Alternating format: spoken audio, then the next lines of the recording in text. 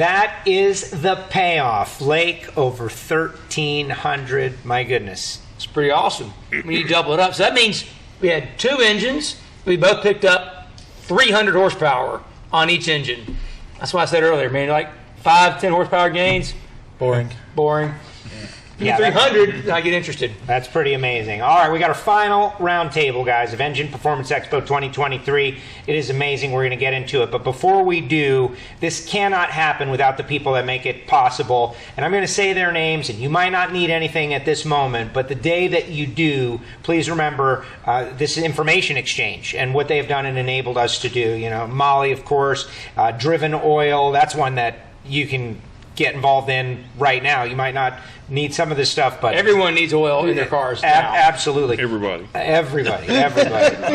EFI, Morel Lifters, Straub Technologies, of course, amazing program he just announced at the Expo here. That was amazing. Goodson, Silver Seal, Comp Cams, Edelbrock, thank you so much, guys. Get 'em Performance, I love learning a little bit about that. Rottler, Total Seal, CWT, Valvoline, everybody that has been involved with the Engine Performance Expo. It has been tremendous. And Billy, thank you so much, of course, and Scooter and everybody. This has been great, and I just, it's the part of the social part of it, like what Mark just said, the stories that are happening, unfortunately for all of you guys, a little bit behind the scenes, and when they come in the studio, the profanity grows away, of course, right? Most of it. Most of it, but this has become, now this is our 3rd year, but our 4th Expo. Exactly. This is becoming a thing, and I just love the fact. And this is your first. What was your takeaway? It's like I said, it's the first one, and I'm actually impressed. I really like talking to people. I like talking to John Callies, and I'm talking to John, and I'm thinking, holy crap. You did a lot of stuff. A lot of stuff I didn't even know about. What the heck? And, so I appreciate learning and picking up things from people. I wish I would have been able to talk to Scooter. Or Billy more. There'll be more times. There's going to be more times. There's so many really smart people here. And every time I come into these kind of situations, what I basically learn is, I'm not nearly as smart as I think I am. I need to step up my game. There's always room to learn more. Yeah, yeah. There's a lot of smart people here. Even for Billy. I mean, one of the things when you stop learning is when you're done. That's what you said about the best cam being the one you're going to make. That's right. I mean, the second you decide that the best cam's been made, and I've seen it happen, or the best whatever, when you're then you're just done. It's time to start teaching, and it's time to start, mentoring, but you're done doing. So, and this gets everybody excited. I was talking to Roy Johnson out there, hero of mine, and just seeing the excitement in him, talking to John Cosby. What you're saying about going on back there, we were talking about it, that a lot of what's going on, the conversations behind the camera that are off stage, they're amazing. It's so much fun. And yes, you're never, ever, once you think you're smart, you can just hang it up and, ride off in the sunset. To butcher a quote from George Bryce, he said earlier, it's impossible to learn what you think you already know. That's right. Yeah. I think that should be the Expo tagline, right? Mm-hmm. This is what we're here for. Because there's always things to learn. And that's why we try to get the best minds together and continue to share. It's why we do the Expo. That's why we have the roundtables, so we can all learn. Yeah, I think the culmination of all these people in one spot with a common goal of like sharing all this information out there is great, but the direct result of that is the natural sort of organic relationship building that was happening out there. I mean, we just met, Steve and I, we've met lots of times, but Scooter and Billy, but like you said, Billy, you're out here talking to heroes. I mean, Kazi's out there, and I was sitting earlier at lunch with Keith Dorton, and I said, half the reason I come is to sit by you guys, and he said, no, it's the same way. Like, we're learning just as much about what you do as you're learning about us, and so while we can't reproduce that for like the audience that's watching, it's the same like lessons to be learned, that relationships drive our industry more than almost any other thing we have. We talked about that a little bit earlier. It's like you got to be ready and you got to have a resume, but honestly, without relationships, you're not going to go very far in this industry. My dad told me when I was a little bitty guy to don't ever mess up your relationships. Build all you can, because when you go in the ground, that's all you're taking. and it's so true. And we talk about what goes on behind the curtain here, which is incredible. And I wish all you people could be back there to see it, because it's just a brotherhood, if you will, of people that all love the same thing and do the same thing and have spent their lives doing the same thing, and they love sharing it with each other and helping float all the boats higher. And it's really, really cool, and that's what this thing's all about. Well, the reality is we would not have gained 300 horsepower on either one of those engines without all the relationships. And it's, I think, what you'd said, Joe, earlier, cross-pollination. Yeah. You know, or better put, or another way is iron sharpens iron. We're Absolutely. here, you know, we get better by being around other people. It makes us better. You know, it's funny too, George said something earlier today about sometimes we hold back because we're afraid of letting our secrets out to other people, but letting those secrets out turn one secret into two secrets, into three secrets, and all of a sudden they're shared, and everybody's that much better. And these things, somehow or another, over the years, these types of get-togethers have loosened those secrets and made people talk and made people care about each other to the point that it's selfless. You know, you just keep throwing into this thing and it keeps growing, and that's really fun. My buddy Roy Simmons told me one time, you know, after they thought they were really good and they'd won a couple of Pro Stock championships, you know, they got this fancy new shop and they had like card door locks, you know, you had to swipe your card. Nobody was allowed in the building and everything's super top secret. And he said all we found was that after a while we just got slower because we weren't learning anything, you know. And so it's sort of like, you know, you guilt by association. You just learn by osmosis by hanging out with whoever you're hanging out with is what who you're gonna become like. You know, you're not gonna change them nearly as much as they change you. So you got to be careful who you choose to hang around. You know. You know, I tell you a little story, and I guess I can say it now because the man's not with us anymore. But and I respected him a great deal, but I was never allowed to go in Edelbrock's place. He said, I don't want him to see what we're doing because, you know, he might learn something. And I told him, I said, you're always welcome in my place because I'm not smart enough to know what I don't know. So, you know, if you can pick up something I'm doing, then more power to you. But it's funny that the more we let people in on things and the more we share and the more we do, the better we all get. Absolutely. Well, that was one of the videos we showed earlier today was me and Dr. Peter Lee down at Southwest Research.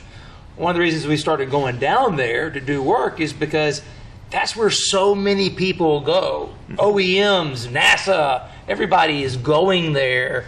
So they have these consortiums, like we talked about the hydrogen in the earlier panel. They've got a bunch of different OEMs that have all thrown in millions of dollars. Why? They're all competitors, but they know they can learn together.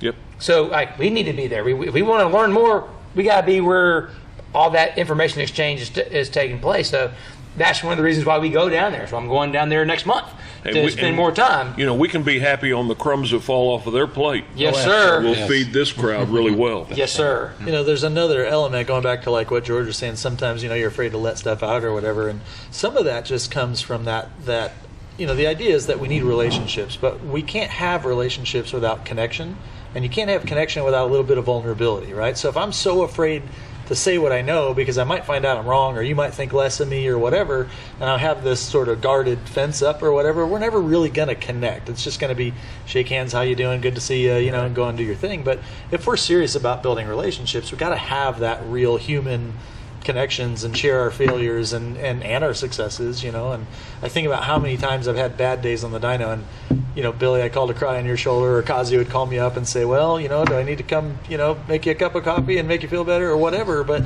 those relationships happen because of the connection, which can only happen with some of that letting go of trying to be perfect. And you know, racing is an ego-driven sport, right? The whole goal for all this is we want to be at the top of the podium. I want to be the best, the smartest, most handsome, sexiest man alive, you know. But we have to let some of that go. I mean, think about all the guys that have been here this week that were fierce competitors, some of them very much against each other, who have now decided, you know, it's better if we do stuff together. So you got to have a little bit of that vulnerability and connection to be successful, I think, you know. Well, this whole culture, whatever you want to call it, automotive, motorsports, like that, in the grand scheme of life on Earth, is really small. And we have this appreciation, but, you know, in every high school, right, there's like 20 kids that go to the shop class. There's 1,500 in a high school. Who's playing football, who's playing basketball, and it just becomes smaller and smaller and smaller. And this, you know, I'm a media guy, but in racing, like, I get it and I like it. This is a very small thing, and we really have to work together to keep it relevant, keep it going, to keep it appreciated, to keep money in the sport, to keep sponsors on board. So whether it be like the guy who's selling the sponsorship for Hartford's Pro Stocker to keep him on the racetrack, whether it be the person who works in a media center at a race, like corralling those media around, whether it be your social media guy. You're telling me, Scooter was telling me a great story, like, I don't know about social media. What do? Went out and found some teenage guys, right? Like, they know about it. Let's bring them in. Like, we need you to help get this out there. Go out into the pits and showcase what interests you. Like, all of that, we're fighting against the tide of like normalcy in our world, which is definitely not normal. Like, we appreciate something that is different than the mainstream. I like that Scooter called it a brotherhood. We, in our group, we call our fraternity the brotherhood of BTUs because we're all looking for the same thing, man. Like, so I really like that idea that it's truly a brotherhood, whether we just met or we've known each other for years and years. You know, we still race each other every day. We're all racers. We either race on a racetrack or we race on a dyno or we race companies or whatever we do. We still compete every day just as hard as ever, but then we throw together and share as well. So it's really, really a neat thing to be a part of. Part of the reason we race is so we can be measured and know where we stand. And so what an honor to be racing against all the guys that have I mean, we still want to kick their ass, every one of them. Absolutely, yeah. But when it's over with, we want everybody to be better. We want to make it all right. Yeah, that's what makes this whole thing cool. And in the end, you need people to race against. Like, you can't chase everybody out. Like, you want them to taste some success, or they'll go home or go find something. Like, I don't know anybody that just keeps doing something over and over again without having success. That's right. Joe, Eventually, they're going to go. No one wants to win on a solo pass in the finals. That's it. See, I learned some drag racing terminology. Look at that, right? You would do whatever it took, right? Yeah. Everybody would help out in the garage in the old days in NASCAR, right? Yep. You'd loan people parts and stuff. Why? Because it's a hollow victory if there's no one to race against. That's right. You want a full field, everybody running. It's like, who cares about the trophy if you only ran against yourself? Yeah. And you want good competitors. I mean, you really do. That's right, Even regardless, then you've got the whole thing of there's so many stories out there. You know, I was thinking about Michael Stapleton with the Ed Pink deal that he's telling. You know, we all know some of these stories, but they're not out there. You know, the sanctioning bodies are never really going to do a good job of telling what all's going behind the scenes to make these great engines that got through here and do these great things. So, I mean, to the point, some of it, we need to get together and recognize some of the achievements that people have done. We need to talk about what's going on behind the scenes. When you see what's going on behind the scenes, my wife hates things that are loud or fast. Racing, in fact, is loud and fast. You know, but then she starts hearing the stories of what people are doing behind the scenes, and she loves that. She loves how we're working on things. She loves how we compete with one another. She loves how we're striving to find better technology. And so if we can talk about these stories about what's going on behind the scenes, there's going to be a whole lot more interest in what we do. Yeah. Well, that's why we're going to do the Hall of Fame, right? Yeah, We don't know how we're going to do it yet, but we're going to do it, right? Because we know it's important. It reminds me of, like, I've got a mentor, my friend of mine, Russ, and he always likes to say, like, you can show me all your trophies, but I'm not really that impressed by them until you tell me who you had to beat to get them. Yeah. That's what really measures it, you know. So We had an interesting story I want to share with you guys. I don't know if you know it, because I follow the bracket race scene. I'm a bracket racer. And a personal friend of mine, a guy named Troy Williams, who is an ace. He's won the $1 million race. Works at FTI Performance, is a good guy, and just impressed the heck out of me with this move. Got to the final round of a big money bracket race, final round, and running a competitor who was also a friend who had a kind of a personal situation. Guy made it to the final round, like a little family tragedy. And for whatever reason, this is it, it's for $50,000, right? Troy gets in, stages, the other guy's trying to get in, for whatever reason, gets timed out, red light comes on, Troy's the winner, 50 grand. That's it, it's over. Troy backs it out, re-rack it. That's not how I want to win this thing. They reset the race, got in, ran the race, then get a perfect light and final, won the race, won the 50 grand regardless.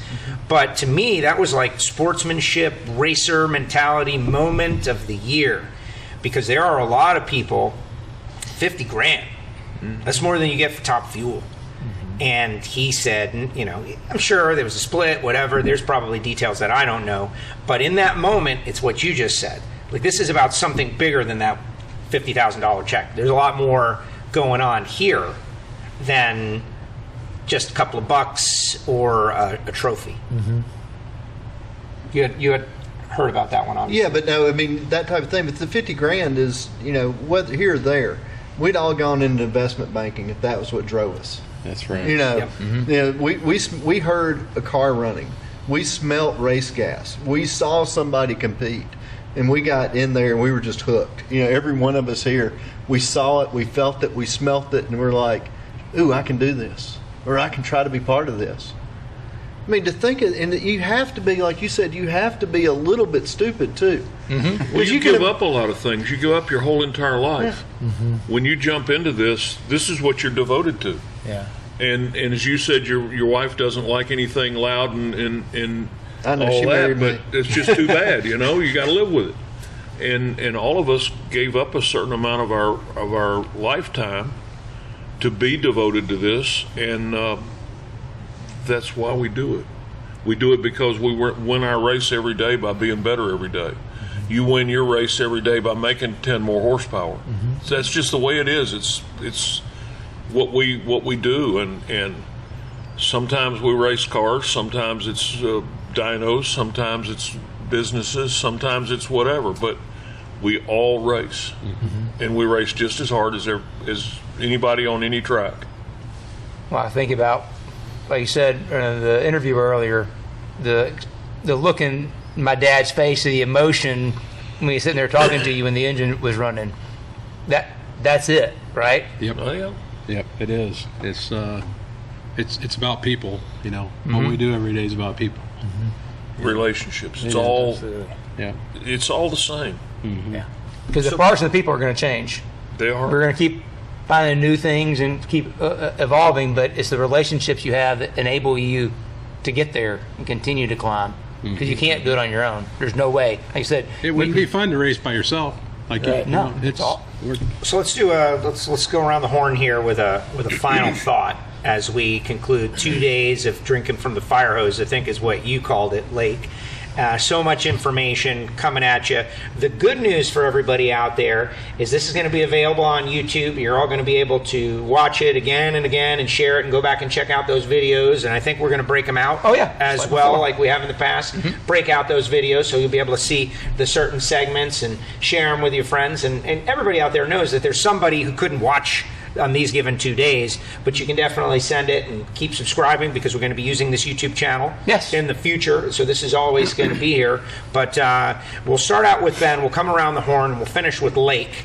And, just a final thought. 2023, we're starting off. We're getting ready to go racing. Engine Performance Expo. Ben, give us your final take. I mean, obviously, it was a great year of working on the engine project. Like, I don't know how I probably lost track of how many times you came to the shop and we did stuff. So, or you would give me homework and I would work on it and make videos and give them to you. But to me, that was the minor part of this, right? Like, you could say, man, that was a lot of work, and of course it was. And it was a lot of time, but the payoff really is more than just the trip here and getting to hang out with everybody. It's getting to show the whole world what's possible, what we're capable of, and what now they can do. Because I think, Scooter, you were saying earlier, the tide comes in and everybody's boat goes up. Well, that's pretty cool to think that work that we did throughout the year and then the effort that all of us put in, there's hundreds or maybe thousands of people out there that are get to be better because of this. That's why I came. All right. Excellent. Dennis, next up.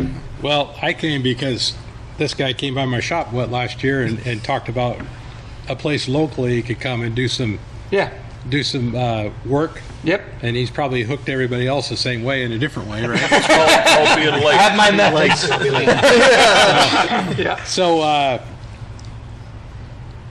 I didn't really know what I was, how that was going to be. Right. And because I just didn't want to be, hey, he's just going to come film something. It became a lot more than that. Mm-hmm. And there was a few folks in the industry that I didn't know from this and got to know. And really, even here, meeting you guys, but some others through this process, and the unintended consequences, what you set out to do, you learn other things. And Exactly. I think that's the neat part for me. And even coming up here today, I was always busy with work, trying to get things done. On the dyno this morning, I come up here and it's like, well, I need to get up there. And over the top surprised Good. coming here. I'm glad. And which gives me a lot of energy, and I think all of us, in what Yes. we do every day, that we look forward to tomorrow and this year. Race season starts, and it's new again. For me, it was always when Daytona 500, when you get there and it's there, it's like, wow, it happened again. Yep. We're here, and whatever that spot is for everybody here in their life, in racing, as racing goes, it's really a neat feeling. Like you said, the fuel, the smell, the noise, it's just it's the passion in what we do. Yeah. So Excellent. No, I agree. I think the note I take from that is, take the time to, like, everybody's got a load of work, but maybe take the time to do something a little different and break out of your normal routine to experience something like this. Like, of course, the work is waiting for you when you get back home. that's right. But Yes. you walk away with this. Steve? I came here and I was thinking we do these videos, and one of the things that I've really been working on is I really share a lot of stuff, and I try to teach people stuff that I know, and I think that I'm really trying to focus on that there's this upcoming generation, thinking of my son that's sitting over here watching, who's going to take over my shop, and then I can go play with stuff someday is my goal, and he can take over, and I want to see that happen more and more. And so that's what I wanted to come here for, and that's what I really see is there's a whole bunch of other people that are really thinking the same way, want to keep our industry going, want to bring the boats up with the tide, like Scooter just said, and that's absolutely true. And that sharing and talking to people and learning from, no offense, the fathers, the fathers of our industry here, is a fascinating deal, and I'm proud to be here. I think it's a great thing, and I hope that it continues to grow, and I think it will, and I hope that our industry continues to grow, gets bigger. People do exactly what everybody was talking about right here, which honestly I haven't heard all that much, really. About we love racing and competing against each other, but so how did you do that? Mm-hmm. And you can actually tell somebody, maybe you need to do this and start doing these other things, and you kind of change your methods or whatever it is, and that's a great thing that I'm looking forward to being more a part of. Excellent. Plug your YouTube channel. Might as well, right? Where we watch your videos. Yeah, Steve Morris Engines. Excellent. Yeah, so pretty simple. You do some videos? Yeah, I know. I was thinking about it, and one of the brand new things that I think I'm actually going to be doing is we're going to put the tagline, or the intro will be, warning, you may learn something by watching this. I like that. That's good. Learn. That's what we want to do. It's just I don't mind teaching people or showing people. Sometimes that's usually the biggest comment that I get on any of our videos is, "Wow, I really appreciate that you're showing us all this stuff. I've never thought about this, and you explain it on our level." Compliment. More than happy to. Yeah, that's a compliment. Yeah. Scooter? Well, I'm now that I'm the father of this, or Yes. one of the fathers, which I'm proud to be. I was sitting here thinking about education and sharing and so forth, and in about 1980, I made a video, one that I could even show my mother, I'm very proud of, on how to build a small block Chevy. The first one was how to degree a cam. And we probably gave away hundreds of thousands of those videos. And then we did a how to build a Chevrolet engine or something. I don't know. It was horribly done because we didn't have these tools that are available to us today. But that started, and you, to this day, if I'm at a show, I'll have some high school teacher or something come up and say, I use your video all the time. And I think, holy mackerel, you know, I'm almost embarrassed by that. But it shows me the power of sharing. And we talk about relationships, and even though they weren't personal, through those videos I made relationships with those shop teachers and some of those students, and on and on and on. And there's no question that the power of giving back is the most powerful thing. That you can't measure it on a dyno. No. Can't measure the cylinder pressure. We don't know. But it's got plenty of power, and we feel it here at this event, these events, these types of events. And again, I wish that everybody out there could see what goes on back in the backside of the wall with all the people, because you know, I'm at the downside of my career, and I love just sharing things with the people that I grew up with. There's a lot of people back there that are really special people, and here, but we're all very, very beneficial in the development of our industry. I love making sure that I've given back to them whatever I can. As little as there is here, at least I like sharing it. And that's why I want to see these things continue. That's why when you have this thing next year, I hope I'm able to come. I love them. I'll be back as long as I'm able to be back, and that y'all will have me. And hopefully we can continue to share our experiences with everybody out there and grow it, raise it. Excellent. No, he's welcome back, right? Of course. I feel like. Well, I'll say this way. I feel back like to you the got a lot of brotherhood. time I'll be Right? like Everybody that's him. in the brotherhood Yeah. is in the brotherhood. And once you're here, Next you're time- always here. Next time I'm not going to agree to be on the last panel. That's the last person to get out of here. That's I don't know that I sometimes agree to that, but probably a this smart time- strategy. Yeah. When it turns out you're the father of social media, though, I mean, Well, yeah, it's that's got true. certain Created by obligations. wisdom. I don't you think we know, got to worry about that either. Billy, final thought. You know, one is just, you know, I don't get a chance to thank Scooter enough. You know, 27 years. He's trusted my head a little, my heart a lot. You know, y'all are talking about people that are willing to give up anything to help you along. You know, he used to sit me down to Harvey Crane, and I'd spend time with Harvey. And Harvey taught me everything he knew how to do. And I knew that Harvey was working with the pro stock team. And I knew Harvey was working with the cup team. And I was working with a bunch of pro stock teams and a bunch of cup teams. And I was convinced that Harvey wasn't telling me everything that Harvey knew. And Scooter's telling me, Harvey's telling you everything he knows. You know, trust him. And I couldn't get that Harvey would just totally be like that. Well, you know, we don't have Harvey anymore. But later on, we wound up with crane cams. And I got to look over all of Harvey's notes. He was showing me everything. Right. There was absolutely nothing that he held back. And we were racing against each other on Sunday. And this guy, who's a legend, was taking this 28-year-old kid, 25-year-old kid, and telling him everything he could do to beat him. And I think a few of them I probably won. And I think probably my biggest fan probably was Harvey and Scooter. And so, yeah, it's a big deal. It is. That's why we love you, Billy.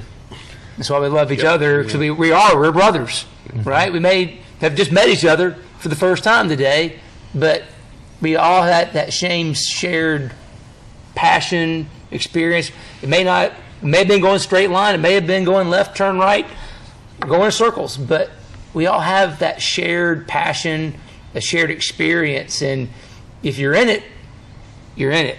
And you know it, and that connection. I remember the first time I met Ben at SEMA. within 5 seconds, it's like, dude, this is my best friend. he's been late almost as much as anybody else because of that, right? I mean, but that's why this is important, you know. And I got to thank Chris Douglas, because Chris Douglas is the guy that actually first started that little bit of snowball rolling that turned into something. You know, you think back to things you don't even think about that could turn into something bigger. You know, we started going out there to Ronnie Shaver's to test oil because we got to make a hot rod oil, and my God, you couldn't put a normal size cam in a NASCAR engine. So it didn't matter that at Gibbs we had all these dynos, we couldn't forget cam in them because it wouldn't fit because they're the wrong size. Yeah. So we're like, Ron's got a Spintron. He's not using it. Just go put it out there. Of course, we're buddies, so we use it. Well, that one little thing turned into going out there and doing dyno work.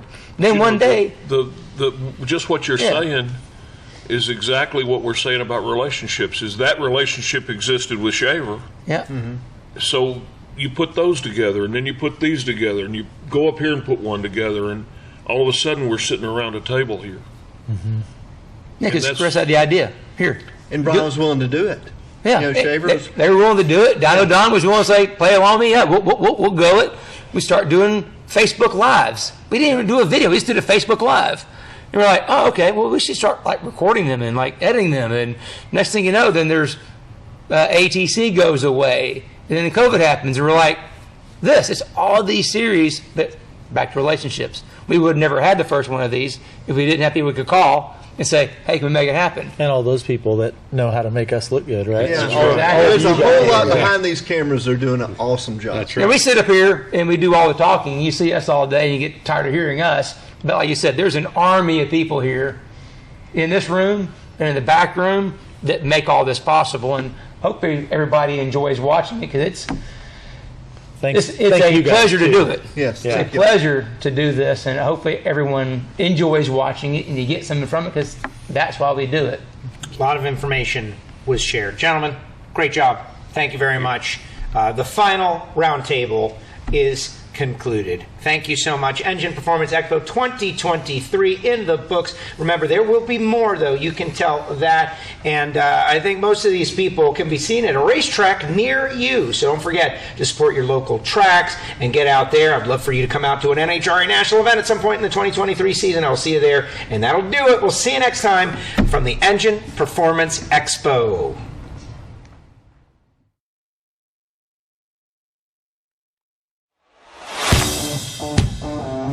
What a day, what a day, what a day. Yeah, my brain is swollen. I've learned so much today. They told us, don't start cars. We are not going to listen.